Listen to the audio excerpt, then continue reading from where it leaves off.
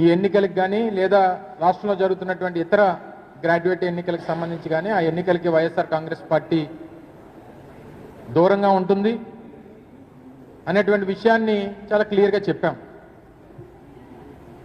అయితే నిన్న ఫలితాలు వచ్చిన తర్వాత తెలుగుదేశం పార్టీకి అలాగే కూటమికి సంబంధించినటువంటి నాయకులు అలాగే ప్రభుత్వంలో ఉన్నటువంటి మంత్రులు చేస్తున్నటువంటి ప్రకటనలు చూసిన తర్వాత చాలా హాస్యాస్పదంగా అనిపించింది. వచ్చినటువంటి ఫలితాన్ని గౌరవించాల్సినటువంటి సందర్భాలు వదిలేసి ఎవరు గెలిస్తే గెలిచినటువంటి వారు మా అభ్యర్థి అని చెప్పుకోవడం అనేటువంటిది ఎంతకంటే సిగ్గుచేటు అనేటువంటిది ఇంకోటి ఉండదు. అందులోని ఈరోజు ప్రభుత్వంలో ఉన్నటువంటి సీనియర్ మంత్రిగా ఉన్నటువంటి అచ్చెన్నాయుడు, ఉత్తరాంధ్ర ప్రాంతానికి చెందినటువంటి వ్యక్తి, ఈ ప్రాంతానికి చెందినటువంటి నాయకుడిగా, ఈ ప్రాంతం నుంచి ప్రాతినిధ్యం వహిస్తున్నటువంటి వ్యక్తిగా ఇక్కడ జరిగినటువంటి ఎన్నికల ప్రక్రియలో పూర్తి స్థాయిలో నిన్న ఓటమి పాలైనటువంటి అభ్యర్థికి మద్దతు పలికినటువంటి కూటమి పార్టీ నాయకులు తీరా ఫలితం వచ్చిన తర్వాత నిన్న శ్రీనివాసులు నాయుడు గారు టీచర్స్ ఎమ్మెల్సీగా ఎన్నికైన తర్వాత శ్రీనివాసులు నాయుడు గారి తాలూకు విజయంలో కూటమి పాత్రే ఉంది, కూటమి బలపరిచినటువంటి అభ్యర్థి శ్రీనివాసులు నాయుడు గారు అని చెప్పుకోవడం అనేటువంటిది మరి ఎంతకంట సిగ్గుచేటు ఇంకోటి ఉంటుందా అని చెప్పని అడుగుతా ఉన్నా. మీరు అధికారంలోకి వచ్చినటువంటి కేవలం ఈ 9 మాసాల్లో నేటికి కరెక్ట్గా మార్చి 4వ తారీఖు 9 మాసాలు పూర్తయింది. 9 మాసాల్లో ప్రభుత్వంలో పనిచేస్తున్నటువంటి అత్యధికమైనటువంటి వ్యక్తులు ఉపాధ్యాయులే. ఎందుకంటే దాదాపు రమరమే 6 లక్షల మంది ప్రభుత్వ ఉద్యోగస్తులుంటే అందులో 1,80,000 1,90,000 మంది ఉపాధ్యాయులే ఉంటారు. అంటే 100కి 30% మంది ఉపాధ్యాయులే ప్రభుత్వంలో పనిచేస్తుంటారు. అటువంటి ఉపాధ్యాయులు ఇచ్చినటువంటి తీర్పు గడిచినటువంటి 9 మాసాలుగా ఈ ప్రభుత్వం తాలూకు పనితీరుకి చెంపపెట్టు అనేటువంటి విషయాన్ని ఈ సందర్భంగా చెప్పక తప్పదు. మరి పోనీ ఉపాధ్యాయులు పనిచేస్తున్నటువంటి డిపార్ట్మెంట్, విద్యాశాఖకు సంబంధించినటువంటి డిపార్ట్మెంట్ హెడ్ చేస్తున్నటువంటి మంత్రి ఎవరు? ఈ రాష్ట్ర ముఖ్యమంత్రి గారు కొడుకు. అంటే వీరి తాలూకా పనితీరు ఏ రకంగా ఉందో గడిచినటువంటి 9 మాసాల్లో, సరే మా ప్రభుత్వాన్ని కాదన్నారు, మా పార్టీని కాదన్నారు, మమ్మల్ని ఓడించారు, వీరేదో మంచి చేస్తారని ప్రభుత్వ ఉద్యోగస్తులకు కానీ లేకపోతే ప్రజలకు కానీ మంచి చేస్తారని చెప్పి వారికి అవకాశం కల్పించారు. తీరా 9 మాసాల్లోనే వారి తాలూకు పనితనాన్ని, ఇచ్చినటువంటి హామీల్ని, ఎన్నికల ముందు చేసినటువంటి ప్రకటనల్ని అన్నీ కూడా కనీసం గతంలో మేము అధికారంలో ఉన్నప్పుడు వేసినటువంటి పిఆర్సీ దాన్ని కూడా రద్దు చేసి కొత్తగా పిఆర్సీ వేసినటువంటి పరిస్థితులు లేవు. సిపిఎస్కి కొత్త విధానం తీసుకొచ్చి గ్యారంటీడ్ పెన్షన్ స్కీమ్ తీసుకుని వచ్చి దాని మీద దేశవ్యాప్తంగా అనేక రాష్ట్రాల్లో గతంలో జగన్మోహన్ రెడ్డి గారి నాయకత్వంలో వేసినటువంటి గ్యారంటీడ్ పెన్షన్ స్కీమ్ ఏదైతే ఉందో ఇది మిగిలినటువంటి రాష్ట్రాలకు ఆదర్శంగా ఉందని చెప్పి చాలా రాష్ట్రాలు వచ్చి అధ్యయనం చేసినటువంటి పరిస్థితుల్లో దాని మీద హామీ ఇచ్చి దాని జోలికి పోకుండా ప్రతి నెల 1వ తారీఖే జీతాలు ఇస్తామని చెప్పి హామీ ఇచ్చినటువంటి ప్రభుత్వం అది కేవలం 1 నెల మాత్రమే ఇచ్చి ప్రతి నెల జీతాలు ఎప్పుడు పడతాయో తెలియనటువంటి పరిస్థితుల్లో అగమ్యగోచరంగా ఉన్నటువంటి ప్రభుత్వ ఉద్యోగస్తులు వారి తాలూకా కడుపు మంటకి నిన్న వచ్చినటువంటి ఎన్నికల ఫలితం ఒక నిదర్శనం. ఆ ప్రభుత్వం తాలూకా పనితీరుకి గడిచినటువంటి 9 మాసాలుగా కూటమి ప్రభుత్వం చేస్తున్నటువంటి అరాచకాలకి నిన్న ఎన్నికల ఫలితం ఒక నిదర్శనం అని చెప్పి సందర్భంగా తెలియజేస్తా ఉన్నా. సరే, కృష్ణా గుంటూరులో గెలిచాం, లేకపోతే తూర్పుగోదావరికి సంబంధించి పట్టభద్రుల ఎన్నికలు మీరు చేసినటువంటి అరాచకాలు 1, 2 కాదు, ఏ రకంగా ప్రభుత్వ వ్యవస్థల్ని వాడుకొని పూర్తి స్థాయిలో రిగ్గింగ్కి పాల్పడ్డారు ఈ ప్రభుత్వం అనేటువంటిది కళ్ళకు కనిపించింది. సహజంగా ఎన్నికలకు సంబంధించినటువంటి ప్రక్రియలో ఏదైతే బయట ఉండేటువంటి ఆ ఎన్నికల సమయంలో ఈ ఓటర్ స్లిప్లు రాసేటువంటి ఈ టేబుల్స్ ఏవైతే ఉంటాయో ఆ టెంట్స్ దగ్గర కూర్చొని వచ్చినటువంటి వారందరినీ ప్రలోభపెట్టి డబ్బులు ఇచ్చి బెదిరించి భయపెట్టి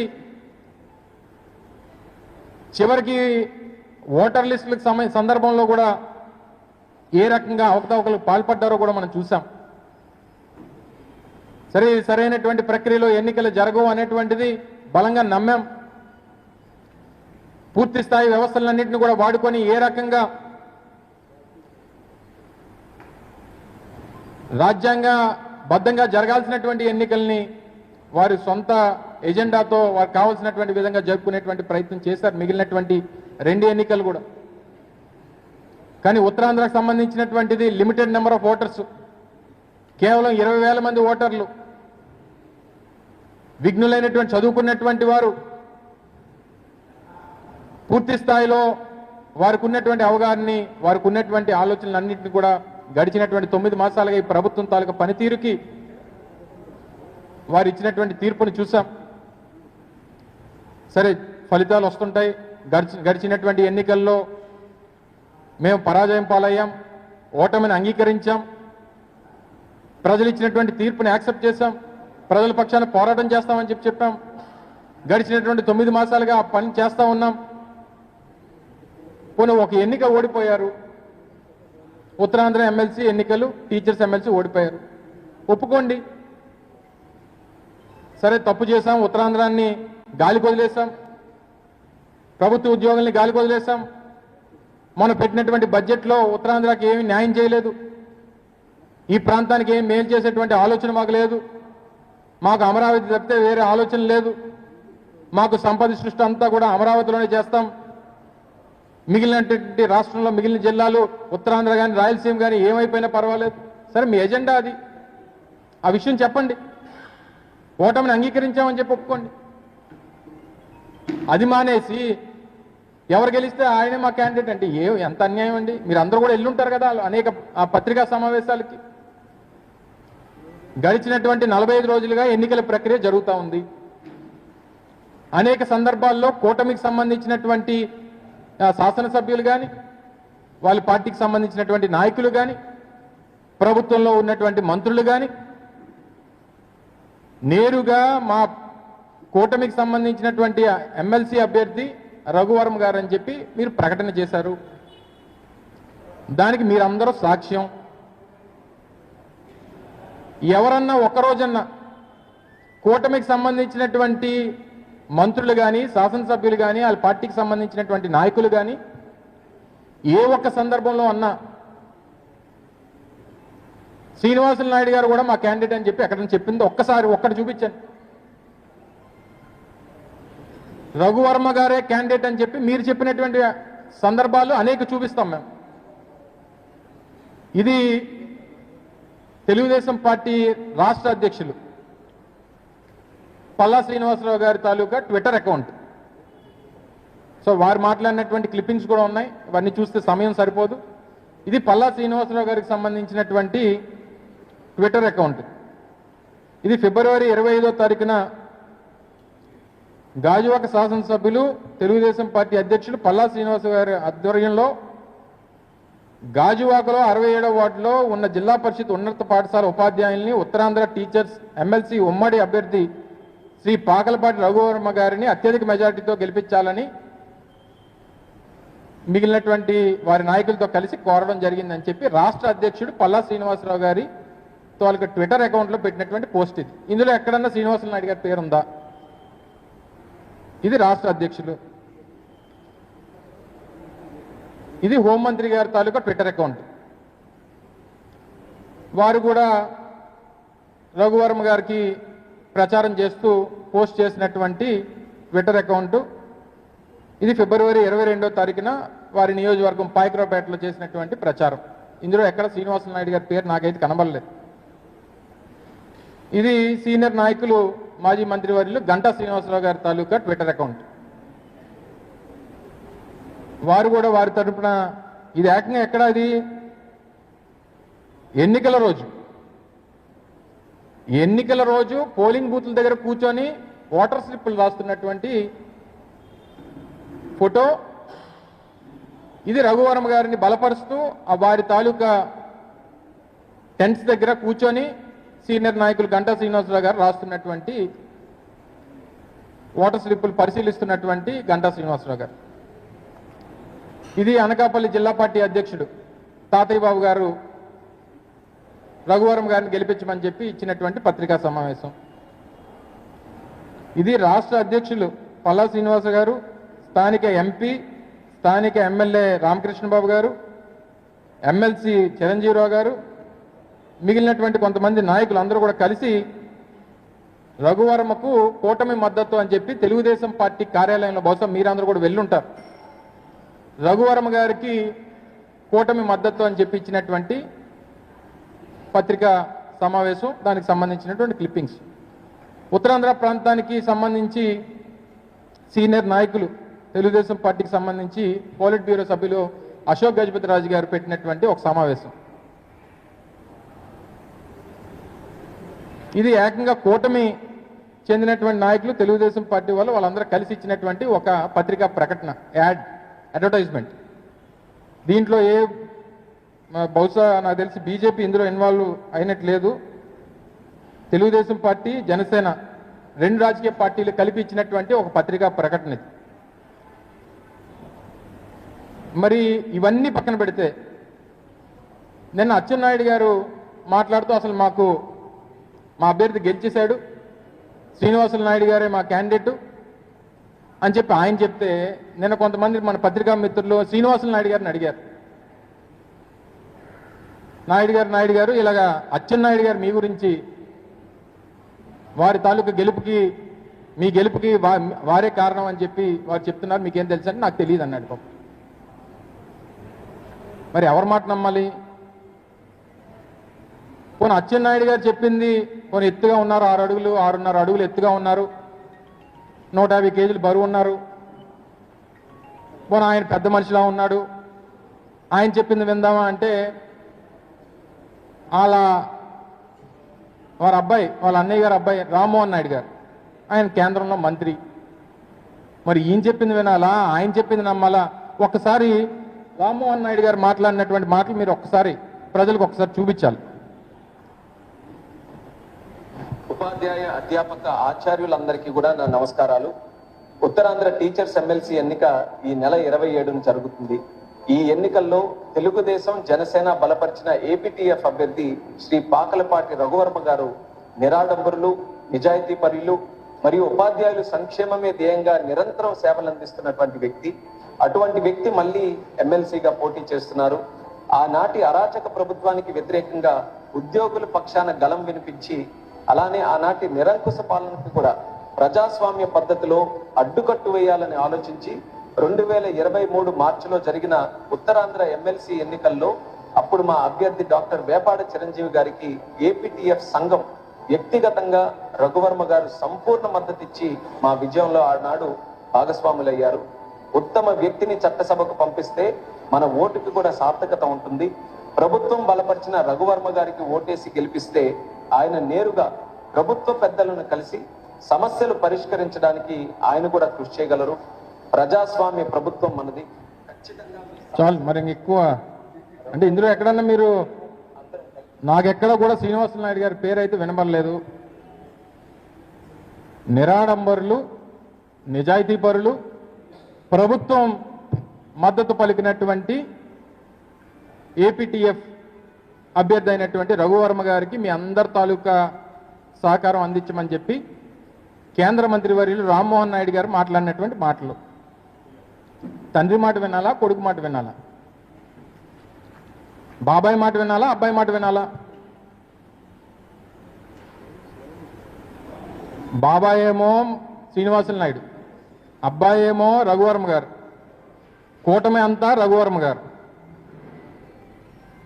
లేదా అచ్చెన్నాయుడు గారికి తెలుగుదేశం పార్టీకి ఏదైనా గ్యాప్ వచ్చిందా? గతంలో ఆయన అన్నటువంటి పార్టీ లేదు, ఒక్క లేదు అన్న మాట ఏదైతే అన్నాడో దానికి ఏమైనా కట్టుబడి ఉన్నాడా? లేదు 6 అడుగులు ఎత్తు 150 కేజీలు బరువు ఉన్నారు కాబట్టి అచ్చెన్నాయుడు గారి మాటలే వినాలంటే మరి కూటమిలో ఉన్నటువంటి మిగిలిన నాయకులను సమాధానం చెప్పాలి. మళ్ళీ నిన్న శాసనమండలిలో కూడా నోటుకొచ్చినటువంటి మాటలు మాట్లాడాడు ఆయన. నిన్న మా శాసనమండలి ప్రతిపక్ష నాయకులు సత్యబాబు గారిని అలాగే జగన్మోహన్ రెడ్డి గారిని ఏ రకంగా మాట్లాడాడో కూడా చూసాం. సరే, దానికి ధీటైనటువంటి సమాధానం చెప్పాం. ఇవన్నీ కూడా చూసి మీరు ఉత్తరాంధ్రకి గడిచినటువంటి 9 మాసాలుగా గతంలో ఇదే 1 సంవత్సర కాలం క్రితం మార్చి 5వ తారీఖున ఆ రోజు ముఖ్యమంత్రిగా ఉన్నటువంటి జగన్మోహన్ రెడ్డి గారు విజన్ విశాఖ పేరిట ఉత్తరాంధ్రకు సంబంధించినటువంటి అభివృద్ధి ప్రణాళిక గురించి ఒక డాక్యుమెంట్ను కూడా రిలీజ్ చేశాం. సరే, గవర్నమెంట్లోకి వస్తాం, మళ్ళీ అవన్నీ చేద్దామని చెప్పినటువంటి అభిప్రాయంతో అన్నీ చేశాం. అధికారం కోల్పోయాం. ఈరోజు ఉత్తరాంధ్రాన్ని గాలికి వదిలేశారు. మీరు కూడా కాస్త సహకరించాలి ఈ ప్రాంత అభివృద్ధికి. ఎందుకంటే గతంలో మీ అందరికీ ఒక చిన్న ఉదాహరణ చెప్తా. నేను మంత్రిగా ఉండగా, ఆ రోజు మేము ప్రభుత్వంలో ఉండగా ఋషికొండకు సంబంధించి బ్లూ ఫ్లాగ్ బీచ్గా దాన్ని అనేక సంవత్సరాలుగా కాపాడుకుంటూ వస్తున్నాం. బ్లూ ఫ్లాగ్ బీచెస్ అనేటువంటివి యూనిసెఫ్ అలాగే యునెస్కోకు సంబంధించినటువంటి వారి కింద ఉండేటువంటి ఒక ఆర్గనైజేషను ప్రపంచ దేశాల్లో ఉన్నటువంటి అత్యంత క్లీనెస్ట్ బీచెస్, అంటే వరల్డ్ వైడ్ టూరిజం పెరగడానికి ఆ blue flag beach tag line ఉంటే అన్ని రకాలుగా కూడా టూరిజం పెరగడానికి అవకాశం ఉంటుంది అనేటువంటి ఉద్దేశంతో ర్యాంకింగ్స్ కానీ లేదా వాటిని నోటిఫై చేస్తారు. దాన్ని మరింతగా మెయింటైన్ చేయాలనేటువంటి ఉద్దేశంతో ఒక ఆలోచన అప్పుడు ఉన్నటువంటి అధికారులు, అప్పుడు స్థానికంగా ఉన్నటువంటి అధికారులు 20 రూపాయలు 30 రూపాయలు ఎంట్రీ ఫీ, పార్కింగ్కో ఎంట్రీకో ఏదో పెట్టాలన్నటువంటి ఆలోచన చేశారు. చేసి పెద్ద గగ్గోలు పెట్టారు. మీరు కూడా చాలామంది చాలా స్టోరీలు నడిపారు. ఆ రోజు మా నోటీస్ కూడా, ఆ రోజు నేను స్థానికంగా మంత్రిగా ఉన్నా, మా నోటీస్ తీసుకుని వస్తే వెంటనే అధికారులతో మాట్లాడి ప్రజల మీద భారం పడడానికి వీల్లేదు, అదేమైనా ఉంటే ప్రభుత్వమే భరిస్తుంది, దాన్ని మనమే అవసరమైతే 1 రూపాయి ఎక్కువైనా సరే మనమే మెయింటైన్ చేయాలి, ప్రజల మీద ఒత్తిడి తీసుకొచ్చేటువంటి ఆ భారం వేయకండి అని చెప్పి క్యాన్సిల్ చేసి నేనే ఆ రోజు ప్రకటన చేసినటువంటి సంగతి మీ అందరికీ తెలుసు. నిన్న మొన్న మీరు చూశారు, మొత్తంగా అసలు బ్లూ ఫ్లాగ్ బీచ్ అనేటువంటిది ఎత్తేయడానికి ఆ సంస్థ సిద్ధపడింది. తీరా చూస్తే 2 అధికారులని ట్రాన్స్ఫరో సస్పెండో చేశారు. అంటే ఈ పరిపాలన చేతకానటువంటి ప్రజాప్రతినిధులకి ఇటువంటివి ఏదైనా వస్తే అధికారుల్ని బలిపశువులను చేసి వీళ్ళు చేతులు దులుపుకునేటువంటి ప్రయత్నం చేస్తూ ఉన్నారు. ఈరోజు రాష్ట్రంలో, ఆంధ్రప్రదేశ్ రాష్ట్రంలో అత్యంత పేరుగాంచినటువంటి బీచ్గా, బ్లూ ఫ్లాగ్ బీచ్గా రిషికొండ బీచ్ ఉంది. మేము దాని మీద ఒక ప్రభుత్వ భవనం కడితే, ఆ పక్కన ఉన్నటువంటి కొండ మీద ఒక భవనం కడితే పెద్ద గగ్గోలు పెట్టేసి గోల చేసి ఏదో అన్యాయం అక్రమం ఏదో జరిగిపోయినట్టు గగ్గోలు పెట్టేసి ఈరోజు ఏకంగా మీరు అధికారంలోకి వచ్చిన 9 మాసాల్లో అసలు ఋషికొండ బీచ్కు ఉన్నటువంటి గుర్తింపునే లేకుండా చేస్తారు. మిమ్మల్ని ఏమనాలి? దయచేసి మిమ్మల్ని అందరినీ కూడా, మీడియా సోదరులందరినీ కూడా కోరుతా ఉన్నా, ఇది రాజకీయాలకు సంబంధించినటువంటి అంశం కాదు. స్థానికంగా ఉన్నటువంటి మన ప్రాంతం, మన ప్రాంత భవిష్యత్తు, మన ప్రాంతంకు ఉన్నటువంటి గుర్తింపు ఉన్నటువంటి కొన్ని ప్రాంతాలని కాపాడుకోవాల్సినటువంటి బాధ్యత మన అందరి మీద ఉంది. ఇది రాజకీయాల కోసం మాట్లాడుతున్నటువంటి మాటలు కాదు. మీరు కూడా దీని మీద పెద్ద ఎత్తున ప్రజల తాలూకు స్పందన తీసుకోవాలి, ప్రభుత్వం మీద ఒత్తిడి తీసుకొని రావాలి. వారు చేసినటువంటి చేతకాని చర్యల వల్ల ఈరోజు మన ప్రాంతం నష్టపోతా ఉంది. ఈరోజు ఉదాహరణకి ఉత్తరాంధ్రలో భోగపురం ఇంటర్నేషనల్ ఎయిర్పోర్ట్ తీసుకొచ్చిన జగన్మోహన్ రెడ్డి గారు, మూలపేటలో పోర్టు నిర్మాణం జరుగుతూ ఉన్నా జగన్మోహన్ రెడ్డి గారు, నర్సీపట్నంలో మెడికల్ కాలేజ్ వచ్చినా, లేకపోతే పాడేరులో మెడికల్ కాలేజ్ వచ్చినా, విజయనగరంలో మెడికల్ కాలేజ్లో ఈరోజు సీట్లు ఈరోజు విద్యార్థులకు దొరుకుతా ఉన్నా లేదు ఉద్దానంలో కిడ్నీ రీసెర్చ్ సెంటర్ కట్టినా ఈరోజు ఉత్తరాంధ్ర ప్రాంతానికి ఇంత పెద్ద ఎత్తున మేలు చేస్తుంది వైఎస్ఆర్ కాంగ్రెస్ పార్టీ ప్రభుత్వం. విశాఖపట్నం నుంచి భోగాపురం ఇంటర్నేషనల్ ఎయిర్పోర్ట్కి 4 లేన్ల రహదారి నిర్మించి 6,500 కోట్ల రూపాయలు పెట్టి చేయాలని చెప్పి ఈరోజు ముందడుగు వేశాం. గడ్కరీ గారిని తీసుకుని వచ్చి శాంక్షన్ చేయించాం. అది ఏమైపోయిందో ఏం జరుగుతుందో అధిగతి లేదు. బడ్జెట్లో మాత్రం 6,000 కోట్ల రూపాయలు అమరావతికి పెడతారు. విశాఖపట్నానికి ఏమో మాటల్లోనేమో ఆర్థిక రాజధాని, ఈ ప్రాంతం అభివృద్ధి అని చెప్పి మాటల్లో చెప్తారు. అందుకని మీరు చూపిస్తున్నటువంటి వివక్ష పట్ల, ఉత్తరాంధ్ర ప్రాంతం పట్ల ఈ ప్రభుత్వం చూపిస్తున్నటువంటి వివక్ష పట్ల వచ్చినటువంటి తీర్పే నిన్న జరిగినటువంటి ఎన్నికల ఫలితాలు అనేటువంటి విషయాన్ని మరొకసారి ఈ సందర్భంగా తెలియజేసుకుంటూ, ఇకనన్నా అచ్చెన్నాయుడు గారు ఎవరికో పుట్టిన బిడ్డకు కూడా మీ పేరు పెట్టుకోవాలనేటువంటి ప్రయత్నం మానుకోండి. అనేక సందర్భాల్లో చెప్పాం, మీకు సంబంధం లేనటువంటి క్యాండిడేటు, మీరు మద్దతు పలకనటువంటి క్యాండిడేటు, ఆయన ఇండిపెండెంట్గా వారి తాలూకు ఆర్గనైజేషన్ తరఫున పోటీ చేసుకున్నాడు. మీ మీద వ్యతిరేకతతో వారికి ఓట్లు వేశారు. అయినా సరే మా క్యాండిడేట్ అని మీరు ఊరేతానంటే వాళ్ళు ఒప్పుకోవాలి కదా. ఎక్కడ చెప్పినటువంటి సందర్భం లేదు, ఏమీ లేదు. ఏదన్నా నిన్న ఇచ్చినటువంటి ఫలితం ఈ ప్రభుత్వం మీద, ఈ రాష్ట్రంలో ఉన్నటువంటి ప్రభుత్వ ఉద్యోగులకి ఉన్నటువంటి వ్యతిరేకతకి నిదర్శనం అనేటువంటి విషయాన్ని, దాంతోపాటు ఆ విభాగానికి మంత్రిగా ఉన్నటువంటి ముఖ్యమంత్రి గారి కొడుకు తాలూకు చేతకానితనం, ఇవన్నిటికీ ఒక నిదర్శనం అనేటువంటి విషయాన్ని ఈ సందర్భంగా మీకు మరొకసారి తెలియజేసుకుంటూ, ఏదేమైనప్పటికీ వైఎస్ఆర్ కాంగ్రెస్ పార్టీ ప్రజల పక్షాన ఇప్పటికన్నా ఈ రెడ్ బుక్ రాజ్యాంగాన్ని, ఐపీఎస్ అధికారులని, ఇందాక మా సోదరులు కూడా మాట్లాడారు, సోదరిమణులు ఇద్దరు కూడా మాట్లాడారు, ప్రభుత్వంలో పనిచేసినటువంటి ఐపీఎస్ అధికారులని, ఐఏఎస్ అధికారులని సస్పెండ్ చేసి మీరేదో రెడ్ బుక్ రాజ్యాంగాన్ని మీరు కొనసాగిస్తామంటే ఆ రకంగానే భవిష్యత్తు కూడా ఉంటుంది. ఏదేమైనప్పటికీ ప్రజల తాలూకా తీర్పు ప్రజాస్వామ్యంలో అంతిమం. దాని ప్రకారం అందరి తాలూకా నడవడిక ఉండాలనేటువంటిది మరొకసారి సందర్భంగా తెలియజేసుకుంటూ సెలవు తీసుకున్నాం. Thank you.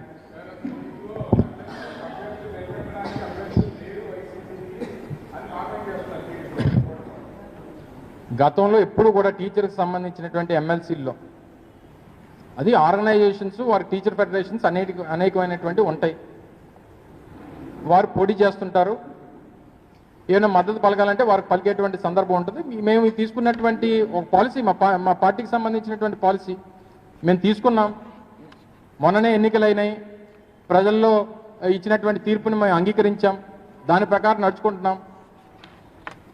ఆ రకంగానే ఈసారి ఎన్నికలకు దూరంగా ఉండాలని చెప్పి నిర్ణయించుకున్నాం. వారు చేస్తున్నటువంటి అరాచకమైనటువంటి పరిపాలన గడిచినటువంటి 9 మాసాలుగా చూస్తున్నాం. తునిలో జరిగినటువంటి ఘటన చూసాం. వైఎస్ఆర్ కాంగ్రెస్ పార్టీకి చెందినటువంటి కౌన్సిలర్లు అంటే కాస్త కూస్తో ఆ ప్రాంతంలో నాయకత్వం వహిస్తున్నటువంటి నాయకులను కూడా బెదిరించి ఏ రకంగా ఇబ్బంది పెట్టారనేటువంటి ప్రయత్నాలు చూసాం. ఇవన్నీ చూసిన తర్వాత ఎన్నికలకు దూరంగా ఉండాలనేటువంటి నిర్ణయం తీసుకున్నాం. ఎన్నికలకు దూరంగా ఉన్నంత మాత్రాన ఆ చేతకాంతనమో, లేకపోతే బలం లేనితనమో, లేకపోతే బలం లేక పోటీ చేయలేదని అనుకోవడం అమాయకత్వం. ఇవన్నీ కూడా రాజకీయాల్లో పరిస్థితులు బట్టి కొన్ని నిర్ణయాలు పార్టీలు తీసుకుంటుంటాయి. ఆ పార్టీ నిర్ణయాల్లో భాగంగా మొన్న ఎన్నికలకు మేము వైఎస్ఆర్ కాంగ్రెస్ పార్టీ దూరంగా ఉంది. ఏదేమైనప్పటికీ ప్రజలు అంతిమంగా ఇచ్చినటువంటి తీర్పుని ఎవరన్నా శిరసావహించాలి, దాని ప్రకారం ముందుకెళ్ళాలి. దాన్ని బట్టి మన తాలూకా ప్రవర్తన కానీ లేదా మన పరిపాలన విధానానికి మార్చుకోవాలన్నటువంటి తెలియజేస్తా ఉన్నాం.